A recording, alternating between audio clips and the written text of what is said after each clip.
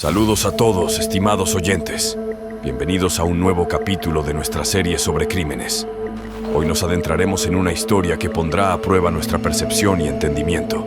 Prepárense para descubrir un caso intrigante e inquietante que nos invitará a reflexionar sobre la intricada naturaleza de la mente humana y los tenebrosos rincones de nuestro comportamiento. Abdul Latif Sharif Sharif fue una figura envuelta en una oscura y escalofriante historia que entrelaza ciencia, crimen y misterio.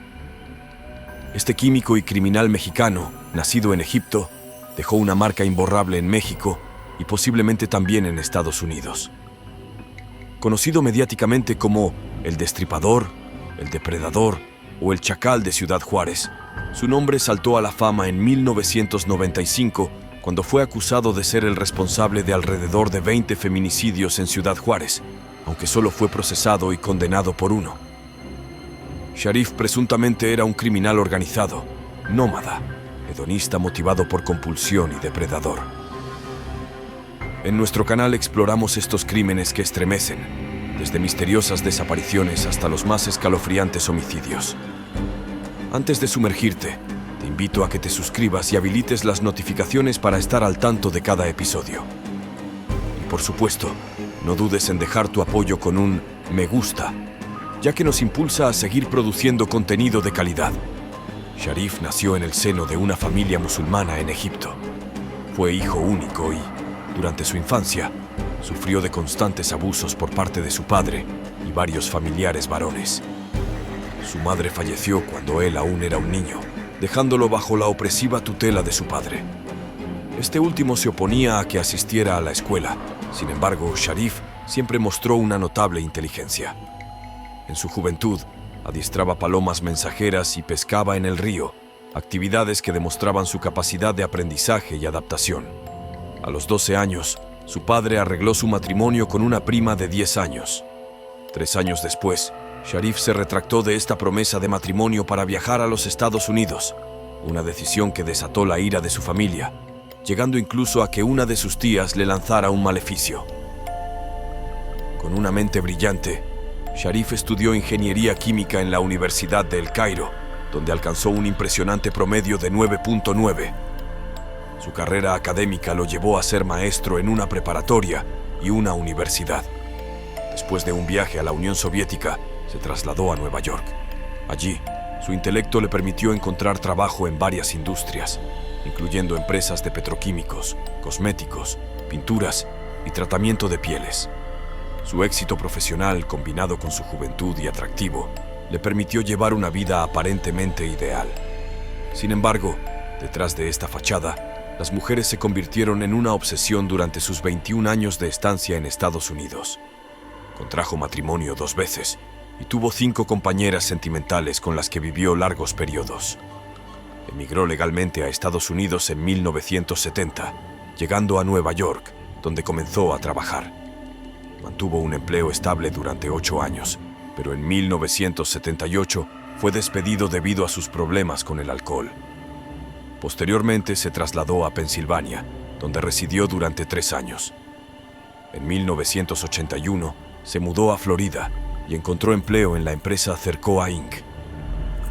Fue durante este tiempo que se registraron las primeras agresiones de Sharif. En 1982 contrajo matrimonio y se divorció poco después, tras un episodio violento con su esposa. Sharif era un químico destacado e incluso durante su estancia en libertad en México, se mantuvo gracias a las patentes de varios procesos petroquímicos que él había inventado. Según la versión oficial, Sharif era un promiscuo, alcohólico y pederasta. Se decía que solía maltratar a animales moribundos durante sus expediciones de caza y que coleccionaba ropa de niña. Cabe destacar que, según otras fuentes, esta caracterización de Sharif fue un invento de la Fiscalía para hacer creíbles las imputaciones en su contra. La primera supuesta agresión de Abdul conocida ocurrió el 2 de mayo de 1988 en Palm Beach, Pensilvania. Con engaños le había prometido un empleo como ama de llaves. Llevó a una mujer a su casa, donde la raptó, golpeó y agredió en repetidas ocasiones. Posterior a las agresiones, simplemente dejó ir a la mujer, quien declaró que él le había dicho: «Oh, ¿te he hecho daño?». «Creo que deberías ir a un hospital», dijo Sharif Abdul Latif, refiriéndose a la mujer. 1981. La defensa de Sharif fue financiada por Sercoa Inc. Bajo el alegato de que fue un encuentro consensuado, Sharif solo enfrentó cargos por agresión y no por otros delitos más graves, saliendo en libertad condicional. La situación parecía una inquietante combinación de poder corporativo y justicia selectiva. A pesar de las serias acusaciones, Sharif salió libre, gracias en gran parte al apoyo financiero y legal proporcionado por su empleador. Casi justo después de salir de prisión, en agosto de 1981, agredió a otra mujer. En esta ocasión fue condenado a 45 días de prisión. Nuevamente, su defensa fue financiada por Sercoa Inc. Curiosamente, Sharif no fue despedido de su empleo hasta 1982, lo que levantó sospechas sobre la ética y las prioridades de la compañía. Este patrón de apoyo legal y laboral continuó permitiéndole a Sharif evitar consecuencias más graves y mantener un grado de libertad que facilitó sus actividades criminales.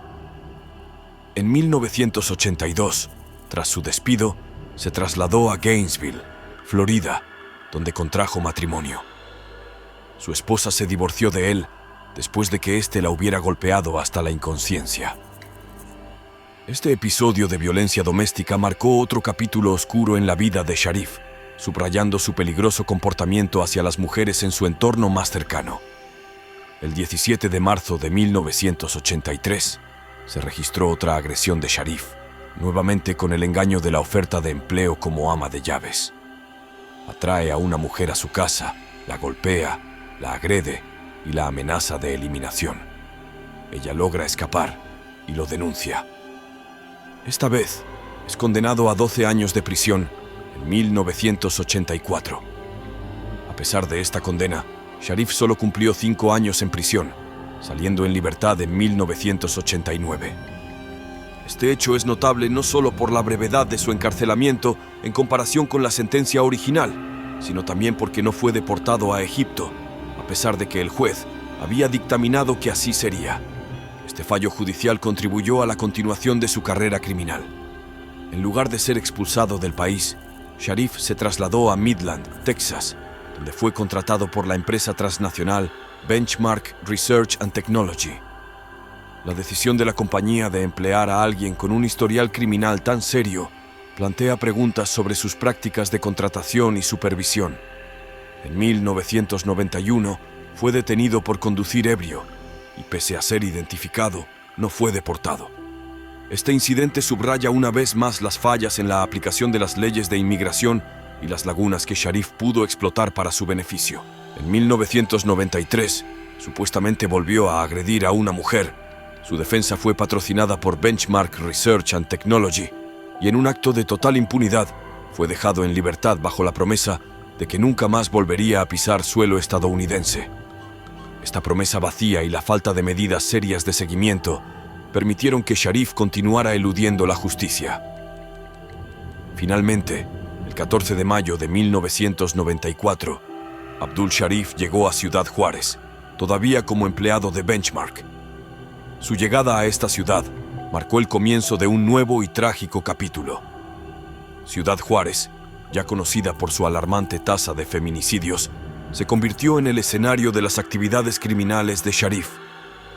Su presencia en la ciudad coincidió con una serie de eliminaciones de mujeres que conmocionaron a la comunidad y atrajeron la atención internacional. Aunque fue arrestado y condenado por uno de estos crímenes, las controversias y dudas sobre su culpabilidad en otros casos persisten. Los incidentes en los que se vio involucrado en los Estados Unidos fueron 5. Caso número 1. Joanne Collins Polsmink fue novia de Sharif.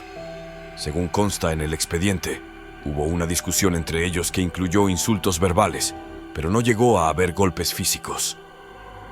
Joanne más tarde retiró los cargos, dejando este incidente como un reporte de delito menor. Esta situación inicial muestra una dinámica conflictiva en su relación, pero no resultó en consecuencias legales graves para Sharif. Caso número 2. Janet Stroben conoció a Sharif en el bar de un hotel, donde él asistía a una convención de químicos. Después de charlar y beber juntos, Sharif la invitó a su casa, a lo cual ella aceptó. Durante el trayecto, Janet le hizo saber a Sharif el costo de sus servicios, revelando que era una trabajadora sexual. Sharif reaccionó con burla, preguntándole: ¿que no eras una profesional del petróleo? ¿Entonces no eres más que una vulgar prostituta? Janet, indignada, presentó cargos de agresión sexual. En la corte, Sharif explicó su versión de los hechos. El juez reconoció que Sharif no tenía derecho a insultar a la mujer, pero también notó que las circunstancias eran complejas. Finalmente, el caso se resolvió sin una condena seria para Sharif, subrayando cómo sus conexiones y habilidades para defenderse legalmente le permitieron eludir consecuencias más graves. Caso número 3. Molly Fleming era vecina de Sharif y se conocían de vista. En una ocasión, Molly tocó la puerta de Sharif y éste la invitó a pasar. Estuvieron charlando y bebiendo hasta que Molly decidió retirarse porque se sentía borracha. Pocos minutos después, Molly llamó a Sharif por teléfono pidiéndole que subiera a su departamento, a lo cual él accedió. Cuando llegó, Molly estaba en ropa íntima y tuvieron relaciones consensuadas. Poco después, el novio de Molly la llamó para avisarle que iba a visitarla. La actitud de Molly cambió completamente hacia Sharif y lo echó de su departamento. Cuando llegó el novio de Molly y se dio cuenta de lo ocurrido, ella inventó que Sharif la había narcotizado. El novio, ofendido, llamó a la policía. Sin embargo, Sharif aún tenía las copas donde habían estado bebiendo juntos. Estas fueron analizadas y no contenían ningún tipo de narcótico, solo residuos de vodka. A consecuencia de esto, Sharif fue condenado únicamente a 5 años de libertad condicional. Caso número 4. Susan Waite, una estudiante universitaria, vivía temporalmente en la casa de Sharif. La convivencia comenzó con un acuerdo mutuo de mantener una relación íntima, ya que ambos estaban solteros. Durante este tiempo, Sharif tuvo que salir de viaje por motivos laborales. Durante una llamada telefónica notó que Susan actuaba de manera extraña y escuchó una voz masculina en el fondo, lo cual le causó sospechas. A su regreso, Sharif encontró en su recámara signos evidentes de que Susan había estado con otra persona. Copas con residuos de licor y otras señales de actividad sexual reciente. Cuando la confrontó, Susan negó haber estado con alguien más. La tensión aumentó al día siguiente, durante una cena donde, tras una discusión, Susan admitió haber tenido relaciones sexuales con otra persona mientras Sharif estaba de viaje. Enfurecido por la confesión, Sharif la golpeó. Este acto de violencia fue un punto de no retorno en su relación. La agresión física que Susan sufrió fue suficiente para que, días después, la policía lo arrestara. Además de enfrentar cargos por la golpiza, Sharif también fue acusado de violar los términos de su libertad condicional del caso anterior. La gravedad de los hechos llevó a que Sharif fuera condenado a 12 años de prisión. Sin embargo, su buen comportamiento y el tiempo dedicado a impartir clases de química a otros internos le permitieron salir en libertad condicional después de cumplir 5 años y 4 meses de su condena. Caso número 5. El 31 de octubre, durante la celebración de Halloween, Sharif decidió disfrutar de la noche en un bar de Midland, Texas. En el bar, conoció a Nancy Díaz y a su prima. Sharif y Nancy comenzaron a conversar y después de que el bar cerró, él la invitó a su casa. Nancy aceptó la invitación y lo acompañó a su domicilio. Durante la noche, Sharif y Nancy tuvieron relaciones íntimas en 4 ocasiones. Al amanecer, Sharif la llevó de vuelta a su casa. Sin embargo, antes de llegar, Nancy le pidió que se detuviera a unos metros de distancia al ver el coche de su marido estacionado cerca de su hogar. Esta situación marcó el fin de su encuentro. Días después, Nancy y su esposo, que resultó ser compañero de trabajo de Sharif, se presentaron en la casa de este último. El esposo de Nancy exigió a Sharif $20,000 a cambio de no denunciarlo por violación a la policía. Sharif, sorprendido y cuestionando la acusación, se negó a pagar la cantidad exigida. La pareja, en respuesta, decidió denunciar a Sharif a la policía. La acusación fue seria, pero la falta de pruebas concretas debilitó el caso en contra de Sharif. la policía no encontró suficiente evidencia para proceder con una condena. El testimonio de Nancy y su esposo no logró convencer a las autoridades, y Sharif, por falta de pruebas, quedó libre de cargos en esta ocasión. Sin embargo, este incidente, sumado a su historial previo, contribuyó a su eventual deportación de los Estados Unidos. Ya en México, su primera actividad homicida documentada ocurrió en marzo de 1995. Sin embargo, existen numerosos indicios que sugieren que Sharif pudo haber sido un chivo expiatorio fabricado por la Procuraduría General de Justicia de Chihuahua, que lo etiquetó como un criminal serial para calmar la creciente preocupación pública. La historia de Sharif como presunto criminal en serie comienza en Estados Unidos, donde se cree que pudo haber empezado a matar entre 1978 y 1983 durante su estancia en Pensilvania. Durante ese periodo, se reportaron numerosas desapariciones de mujeres y niñas, casos que jamás fueron resueltos y en los cuales Sharif nunca fue formalmente vinculado. Sharif llegó a México en 1994, instalándose en el lujoso y exclusivo fraccionamiento Rinconadas de San Marcos, en Ciudad Juárez, con todos los gastos cubiertos por la empresa Benchmark Research and Technology, para la cual trabajaba como químico. Con una mente brillante, Sharif patentó 25 fórmulas químicas y se destacó en su campo. Sin embargo, fue en Ciudad Juárez donde supuestamente comenzó su prolífica carrera como criminal en serie, que, según la versión oficial, abarcó de 1994 a 1995. El 3 de octubre de 1995, Sharif fue denunciado por Blanca Estela Díaz, una trabajadora sexual de 19 años, quien lo acusó de haberla raptado, golpeado, violado y amenazado de eliminación durante 3 días. A pesar de la gravedad de las acusaciones, los cargos fueron desechados al comprobarse que Díaz no presentaba señales de abuso sexual. Este hecho no disuadió a las autoridades de Chihuahua, quienes, bajo intensa presión para resolver los homicidios de mujeres en Ciudad Juárez, vieron en Sharif al candidato ideal para cargar con la culpa de estos crímenes. Apenas 20 minutos después de ser liberado, Sharif fue reaprendido, esta vez acusado de la desaparición de Elizabeth Castro García, una joven de 17 años con quien supuestamente mantenía una relación sentimental. La desaparición de Elizabeth fue denunciada por su hermana, Eunice Castro García, el 15 de agosto de 1995. Poco después, el cadáver de una mujer fue encontrado en el desierto de Lote Bravo. Aunque inicialmente se creyó que el cuerpo era el de Elizabeth, se descubrió que en realidad pertenecía a Silvia Rivera Salas, una mujer desaparecida en marzo de 1995. Testigos afirmaron que Silvia había sido raptada por 2 hombres en una camioneta. Sharif fue declarado culpable de la eliminación de Silvia Rivera Salas y condenado a 30 años de prisión. Además, se le abrió un nuevo proceso penal que lo acusaba de la eliminación de otras 17 mujeres. La condena de Sharif no resolvió los misterios de Ciudad Juárez. Al contrario, las eliminaciones de mujeres continuaron ocurriendo incluso mientras él estaba en prisión.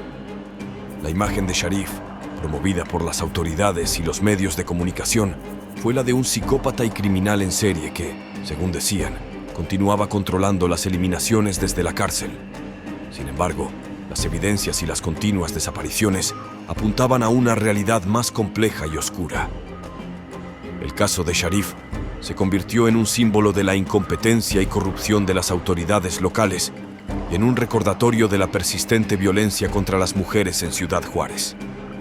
Sharif fue conocido en Ciudad Juárez como un criminal sexual con un largo historial de agresiones a mujeres, lo que hizo que muchos creyeran rápidamente que él era el responsable de las eliminaciones en serie que asolaban la ciudad.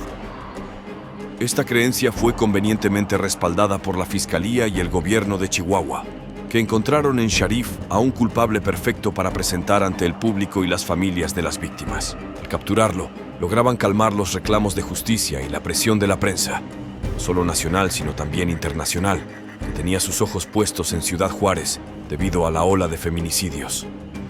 Sharif tenía varios factores en su contra que facilitaban esta narrativa. No hablaba español, era extranjero, no tenía familia en México y tenía un historial de agresiones sexuales. Estas características lo convirtieron en la persona idónea para ser inculpada de los homicidios de mujeres encontradas en la zona de Lote Bravo. Esta zona era conocida por ser un sitio donde se hallaban numerosos cuerpos de mujeres jóvenes, víctimas de abuso y eliminación. Durante su tiempo en prisión, Sharif convocó a los medios de comunicación para dar una rueda de prensa en la que afirmó conocer la identidad de las verdaderas eliminaciones de las mujeres de Lote Bravo. A pesar de su limitado español y bajo la presión de la prensa, Sharif mencionó nombres como Alejandro Maínez y Melchor Maínez, primo de Alejandro.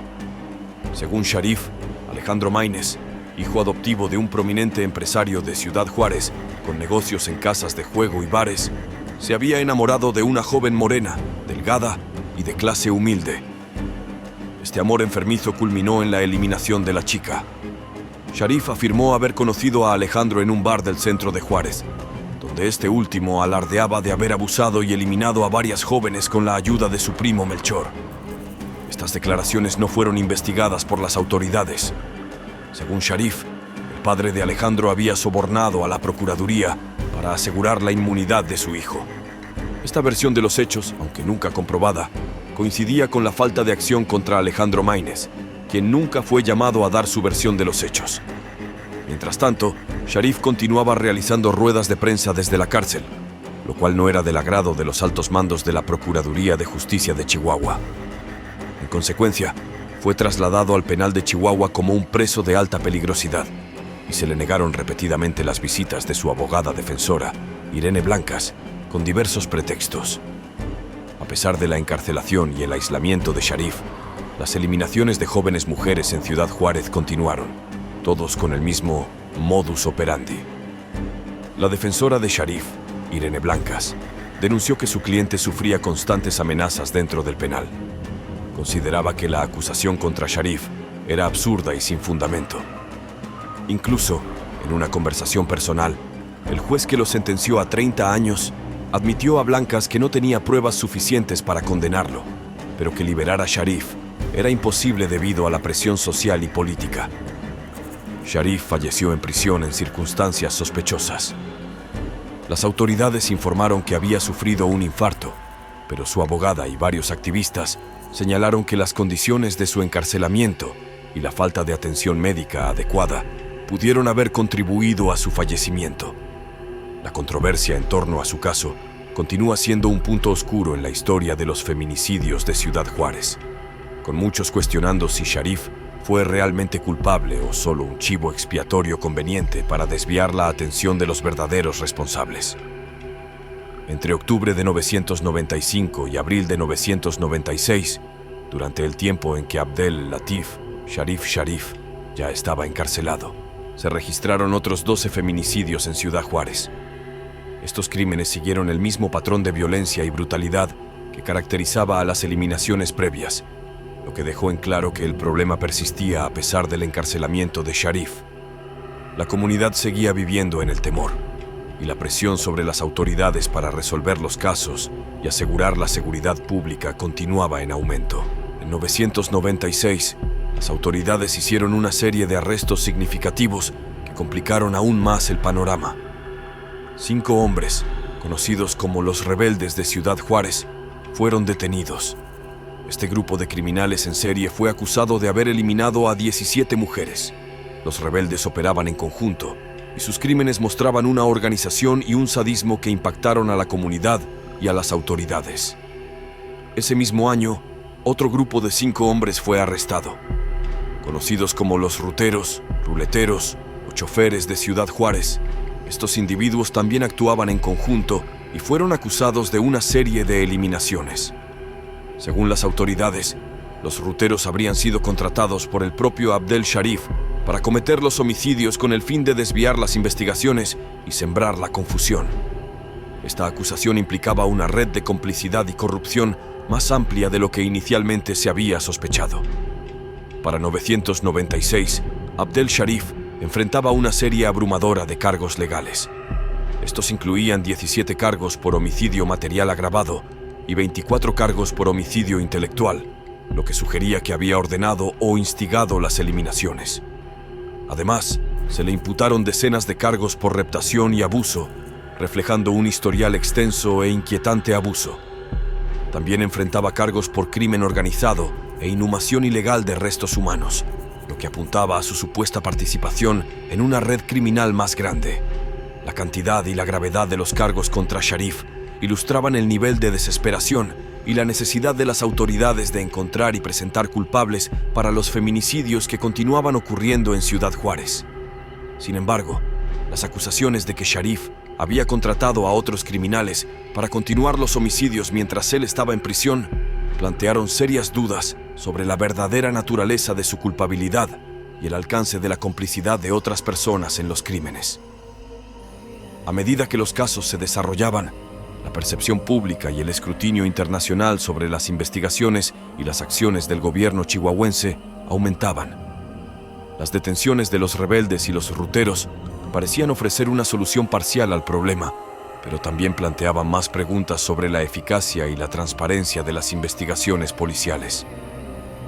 La continua aparición de cuerpos y el descubrimiento de nuevos grupos de criminales en serie sugerían que el problema de los feminicidios en Ciudad Juárez era mucho más complejo y extendido de lo que se había admitido oficialmente. Abdel Latif Sharif falleció el 2 de junio de 2006, a la edad de 58 años, en el Centro de Rehabilitación Social de Chihuahua. La causa oficial de su fallecimiento fue un paro cardíaco consecuente a un shock hipovolémico, resultado de una hemorragia intestinal crónica causada por una úlcera péptica. Desde 2003, Sharif había sido diagnosticado con cirrosis hepática, consecuencia de hepatitis C y hepatitis alcohólica, además de sufrir un cuadro depresivo mayor. Esta versión fue divulgada por las autoridades penitenciarias.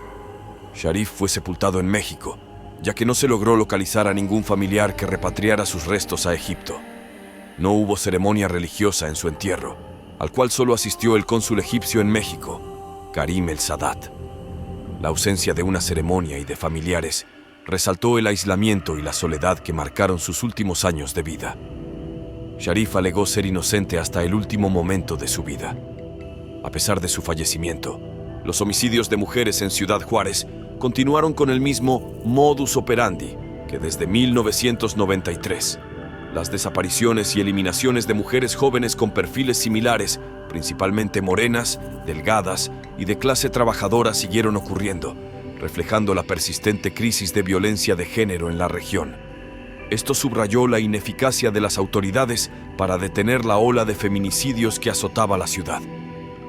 El caso de Sharif, marcado por sus alegatos de inocencia y las circunstancias de su fallecimiento, continúa siendo un símbolo de los desafíos en la lucha contra la impunidad y la búsqueda de justicia para las víctimas de los feminicidios en Ciudad Juárez.